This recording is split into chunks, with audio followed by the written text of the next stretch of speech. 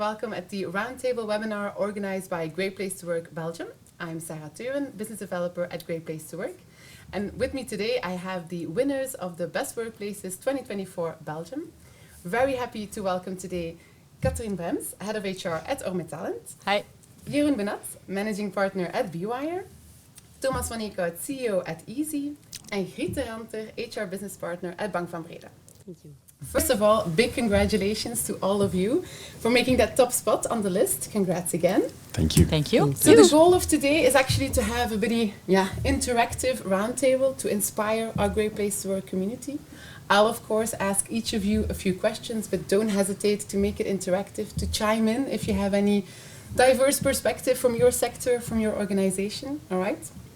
Thomas, I have to start with you because congratulations. This is the 10th year in a row for Easy on our Best Workplaces spot. Tell me, what is that main driver that keeps you on that list for all these years? I think, as in many cases in business, it's a combination of several things. But if I was to choose one main driver, then I'm pretty convinced that would be our culture. I think we have a very strong culture, and throughout the years, that very strong culture has allowed us to build a very strong employer brand, which is also actually doing a lot of positive things for us from a business perspective as well. So honestly, the Great Place to Work journey those past 10 years have really been quite the adventure, and we're quite happy with what we have been able to achieve. Nice to hear. And how did you celebrate with the employees when you brought home another award? What was that reaction? Yeah, it was actually a bit of a coincidence. We didn't plan it that way, but the Saturday following the award ceremony, we had a very big party celebrating not only the 10th first place in Great Place to Work, but also our 25th anniversary. So we gathered around 800, 900 people, all of our employees, all of their partners as well. We had a very big party, dancing until the early hours, and we all stayed at the hotel afterwards. So it was an all-in party like we like them at Easy. Nice. It's really funny because we also celebrate our 24 years this year, and we also plan to celebrate we're so happy to have the first place in the year that we are 25 years of Ormet too. Wow. So we plan to celebrate it in the same way. So funny. Congratulations. Thank you. Meant to be all Yeah. together. Perfect. Nice. Now, Griet, Bank van Breda is number 1 on our extra large list, so that means more than 500 employees. Best workplaces really stand out because they score higher on management credibility, on employees feeling respected by their managers. How do you really maintain that culture of trust in an organization of your size at Bank van Breda? I think the culture of trust indeed is a very basic, fundamental in our organization. And it's not so easy because the bigger you are, the more difficult it becomes to build that kind of trust. We are lucky because we have colleagues who have really that value of trust in there. And what do we do extra? I think one example that I can give is we try really to listen carefully on what people want and what people need to make them feel happy at work. And therefore we have the U-time conversations. And U-time conversations in our organization are really informal talks between the supervisor and the colleague about the motivation of the colleague, about what makes them happy, what do they need to grow and to develop in their role within the organization, and about their employability. And that kind of conversations really make a culture of trust between the managers and the colleagues, I think. And a second thing, what really was, I think it really differs Bank van Breda from other companies, is that we are allowed to make mistakes. And that's something that we tell our people as from the first day they start at Bank van Breda. Even if you make mistakes, it's okay. As long as you learn from it, you move on, you look for solutions and get over it, and then you can improve and we can grow together. So what would be maybe then an advice you can give to other larger organizations? Would it be then to really listen to your employees, to really make that connection also? Yeah, indeed. I think that connection is very important. The U-time conversations in our organization make sure that there is a good connection between the manager and the colleague.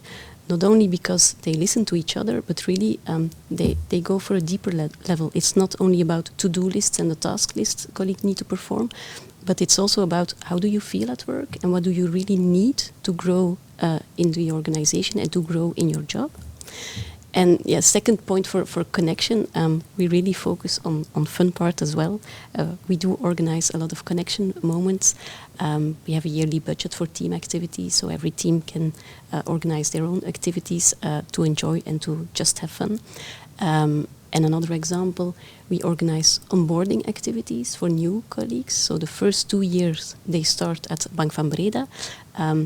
We have several fun moments, cross-departmental, cross-teams, to make sure they can connect with each other, because we think if you know each other better, afterwards it makes it easier to work together and to achieve goals together.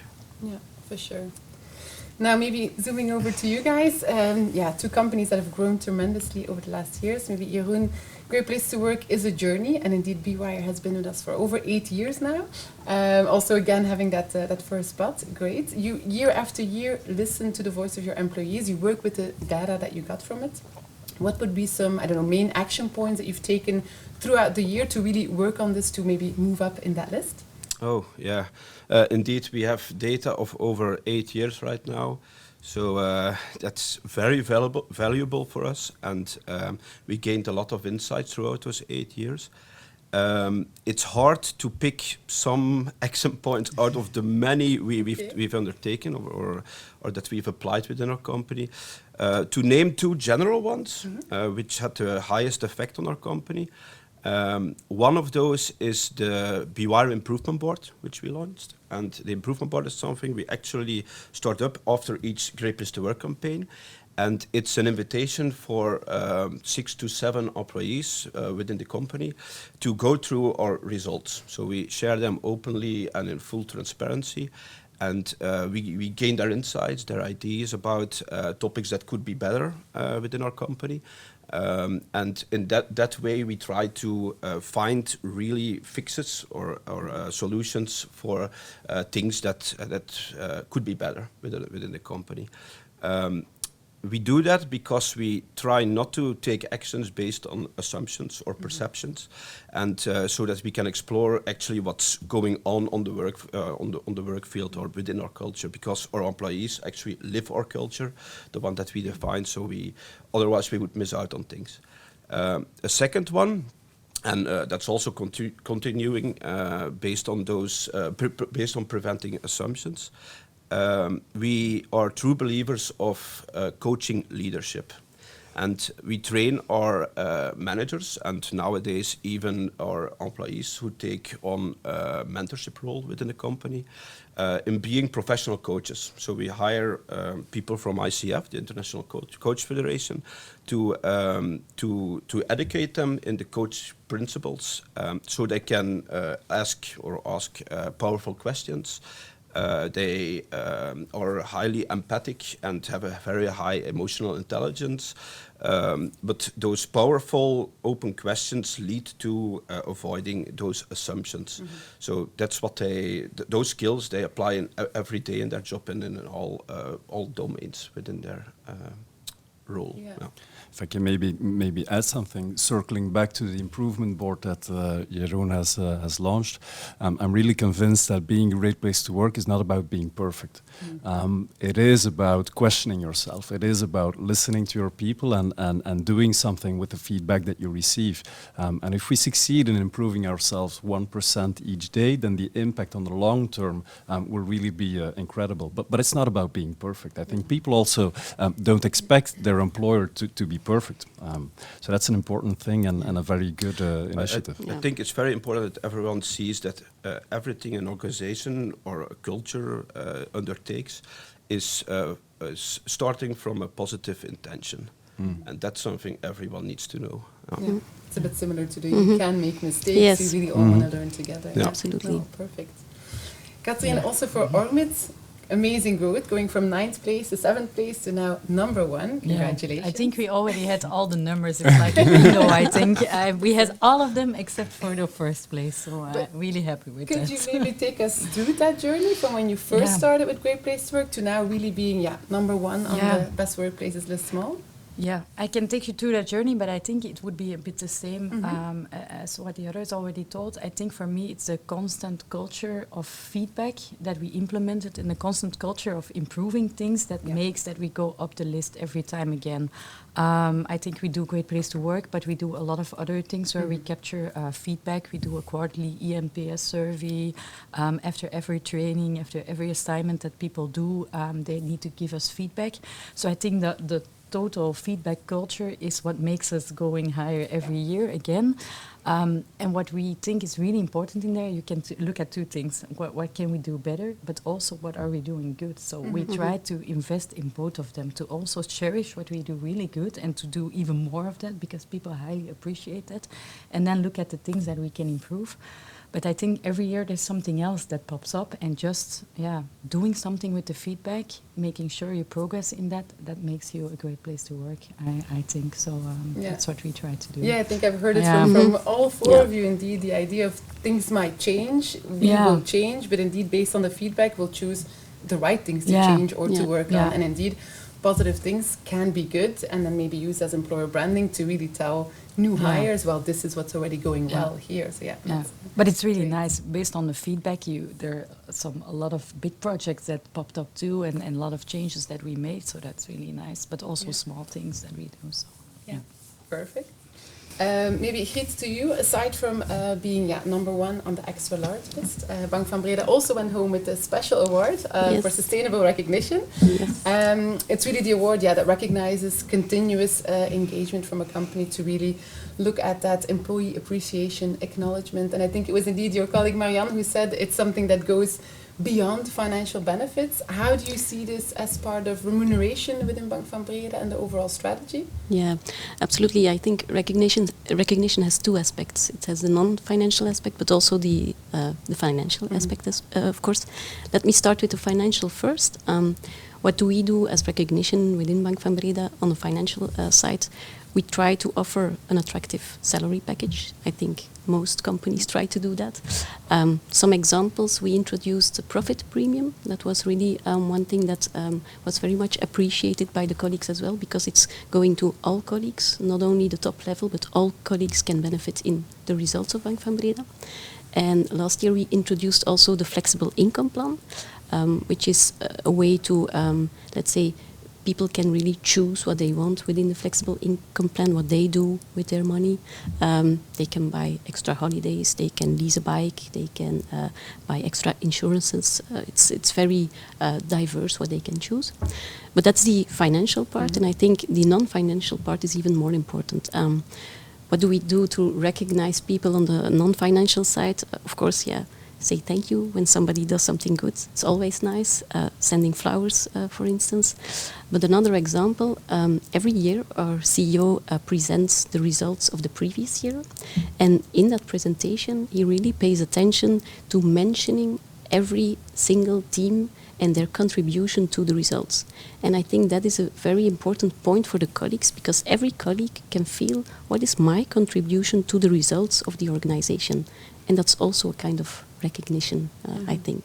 Yeah, definitely. How do all of you see this topic evolving? Because especially also when we see all those new graduates on the market, they look for that sense of purpose, they look for that individual recognition, part of a bigger picture. Do you guys do anything in your companies to really make sure that they know that they're being valued as their person? A lot of things. As at Bank van Breda, indeed, basically focused on those two elements, financial and non-financial. Maybe interesting, or I find it more interesting to zoom in on the non-financial part, because to me it is also a more sustainable way of giving recognition. Apart from the fact that we have been investing a lot as well in flexible income plans and all of those things, but that's basically, that has become an ongoing effort driven by HR, very important as well. but the non-financial part is what really makes a difference, I think, and it's basically a combination of little things, and we really make sure that we have processes in place that force our leadership team, our management team, to give those basically those small acts of recognition, thanking people, calling them into my office to explain the impact they had, and thanking them, and also reflecting with them how we can basically scale those rather small initiatives at sometimes. So small things, but also big things. We have an award show at that famous kickoff party that I mentioned at the beginning. 6 awards, 3 nominees per award, and those are also things that are very explicit and very obvious in the organization, and as always, it's a combination of different things, of continuously communicating, of basically making sure that it is top of mind within the leadership team, and not just something that we think of in January or in February, or when the Great Place to Work survey comes. No, it's a continuous effort. Yeah. I think we do the same, a lot of the same things, but additionally what we also try to do, because especially for these young graduates, for them sometimes it's hard to see how they can contribute to the purpose, and they not always have the tools or the insights in their own strengths or in their own capacities on how they can contribute. So we reflect with them. Who are you? What are your strengths? What are the goals of the our company or the companies that you do assignments for? And how can you contribute with yourself to that purpose? And we take them along that journey, so they also see it. And then, of course, recognition and everything when they do it. But it helps them to see the bigger picture, and to see that you're in everything that you do, that you can contribute in a positive way. Perfect. Well, we taught our people that it's okay within the company to be proud about something, and sometimes proudness or pride is not something that's so common among people. So we told them it's okay within our company, and that way things someone's being proud of reach us a lot faster, and the recognition that comes with that in the form of likes or a hand on the shoulder or such, those are actually game changers within a company, I guess. It starts from proudness. No, indeed. Making it explicit, being really your ambassador. But it's interesting what you say. Sometimes it's hard to be proud or something. I don't know how to say it, but it's when we are invited for something like this, I always think, what do we have to tell about all the things that we have to do? Is it not bragging about the things that we do? And sometimes it's nice to have a label like Great Place to Work from someone externally saying you're doing a good job and you're doing great, and that's also a sense of proudness. And for all our employees too, to see that we receive the label, it makes them proud too. So and they had a say in it. It really but sometimes I don't always think it's nice from a management point of view that you brag with all the things that you do nice, but learn people how to be proud. It's really nice. And it's also hard to take on a compliment. So we as Flemish people, we are very shy, and so we also say that's okay. Take it. That's nice. Now, to switch the subject, Vlaardingen Business School actually recently did a study on the drivers of employee turnover, so the main reason why people actually choose to leave the company. Career development appeared as the first reason. Trust in management and workplace culture came in a solid second and third. Maybe, Thomas, for you first, you already mentioned, the leadership team really goes above and beyond to make sure that communication is there. How do you set that in motion, let's say? How do they really excel in that transparency, open communication with all employees? When talking about transparency, what really comes to mind in my case is that we're really very explicit as to what we expect from our people. And it might seem so obvious to do that, but how can we make sure that people can contribute to the bigger picture if they don't know how they can contribute to it? So we basically 10, 15 years ago, started to write a document and very explicitly for each level explaining what we really expect from them. So that allows for us to manage very important aspects such as evolutions inside of the company, to be managed in a very objective, honest, and correct way. So that's very important. Another thing is that allows people to really take ownership over their career. They know what they have to do in order to evolve inside of the company, because basically the growth of the company is the result of the growth every individual can achieve. So I think that is the main tipping point, basically, that we had in our history. Other things that we do, and it often helps as at Bank van Breda, you organize those meetings. So you have that placeholder in your agenda to engage in that discussion. What we, for example, do is every 6 weeks we have free talks. So that's Jean-François and me, my co-CEO, and myself, going from one side to another, and basically sitting in a meeting room with, depending on the site where we are at, between 20 and 120 people in the room, and I talk about easy. I talk about the results, I talk about what I'm very happy and proud of, but I also explain what I see as challenges, and I also address things that are not working as they should be working.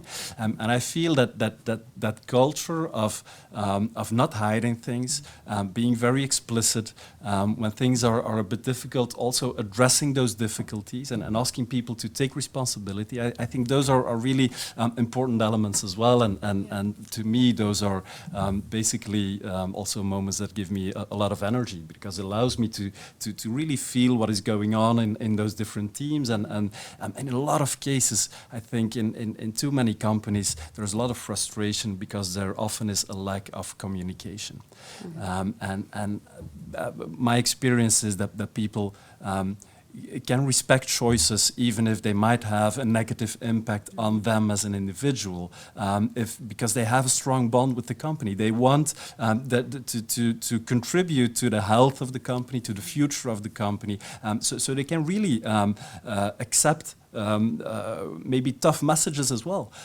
We had the old IP rights discussion in Belgium. Thank you to the government for that. And we decided not to compensate that. And we explained why we didn't compensate it, and people accepted it.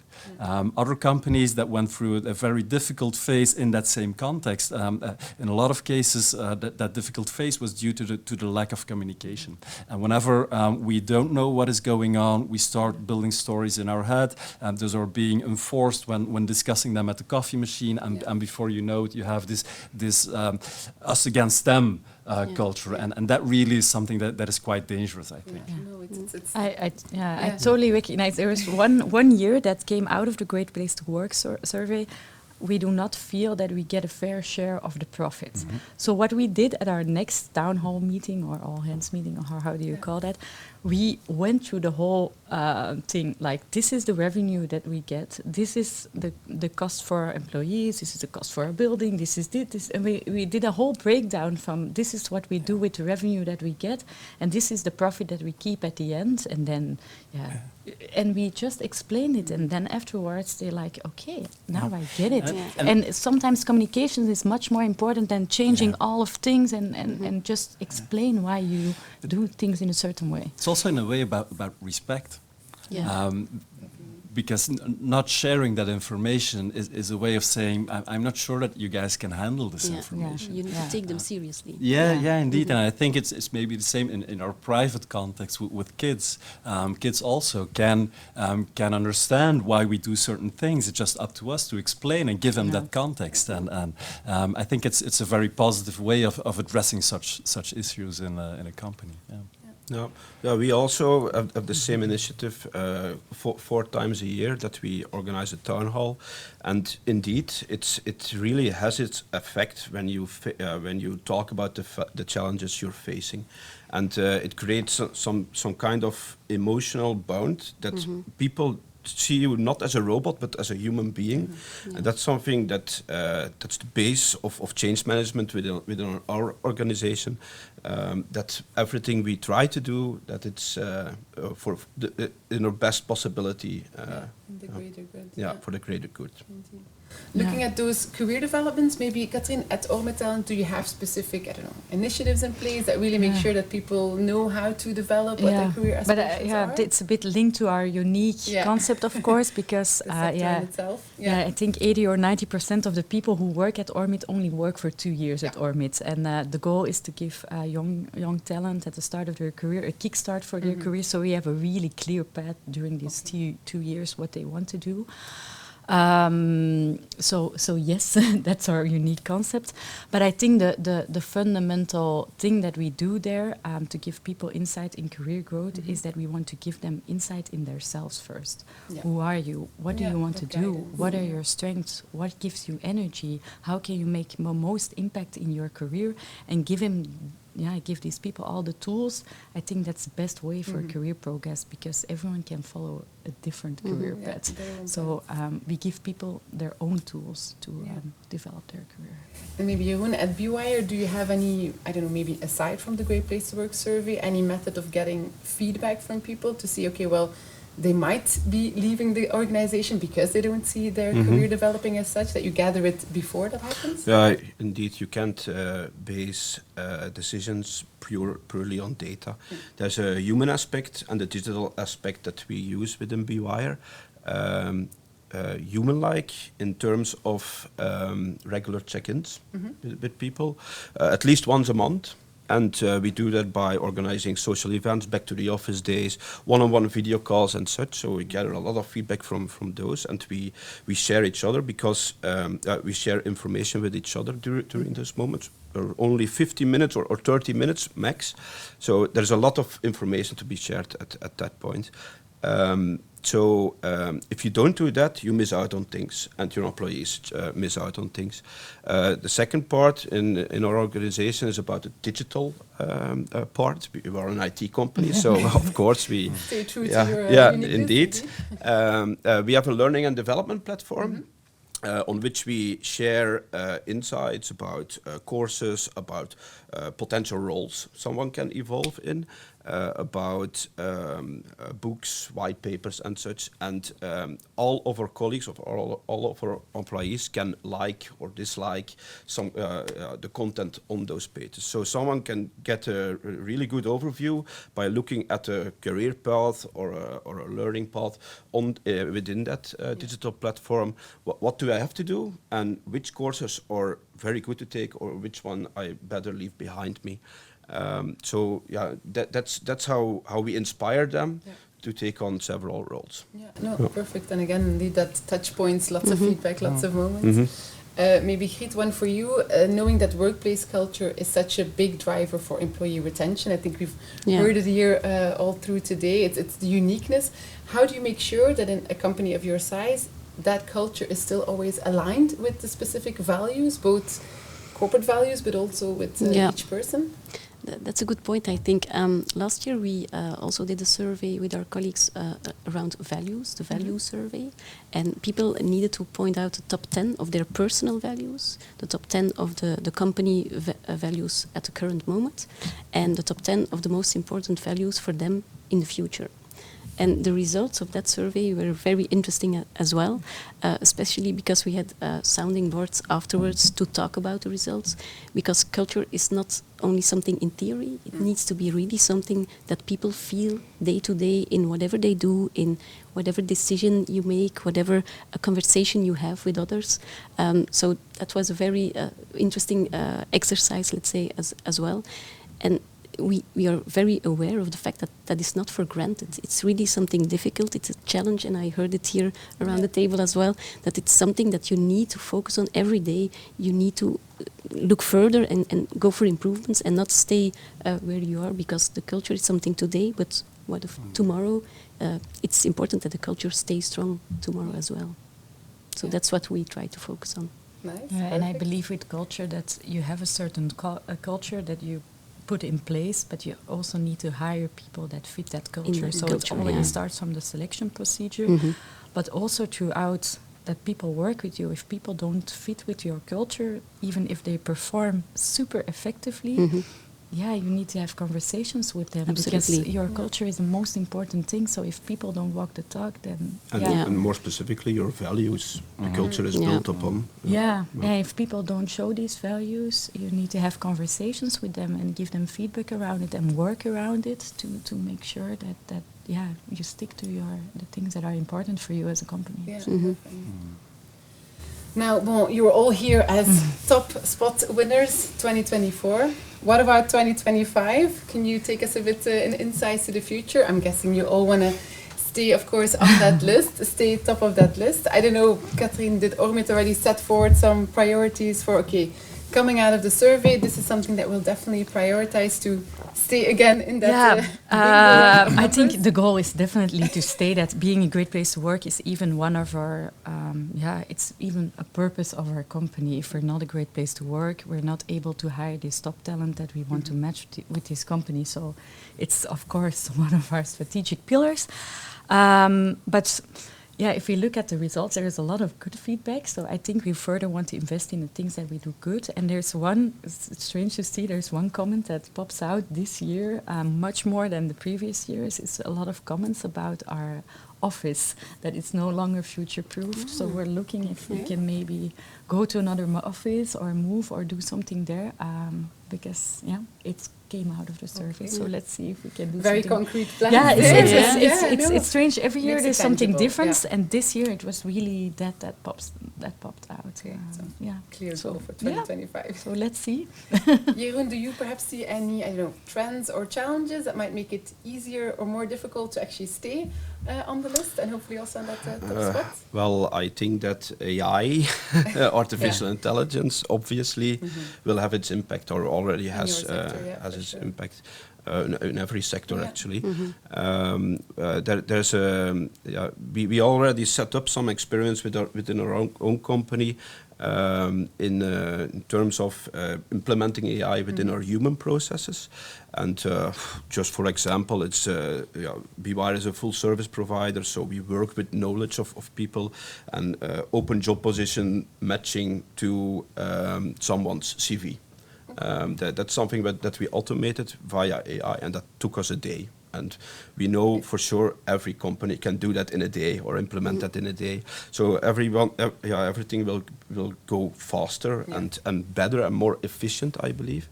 On the other hand, I see it also as a company's responsibility to educate every employee about AI. What are the possibilities? Because everyone has his full-time job, and you don't want to have educating them an effect in their work-life balance. So we see it as during business hours, educating them or training them in what's going on within the world of AI and how can you apply it in your job today. Because we believe AI won't replace jobs, but AI will replace humans with AI by humans without AI.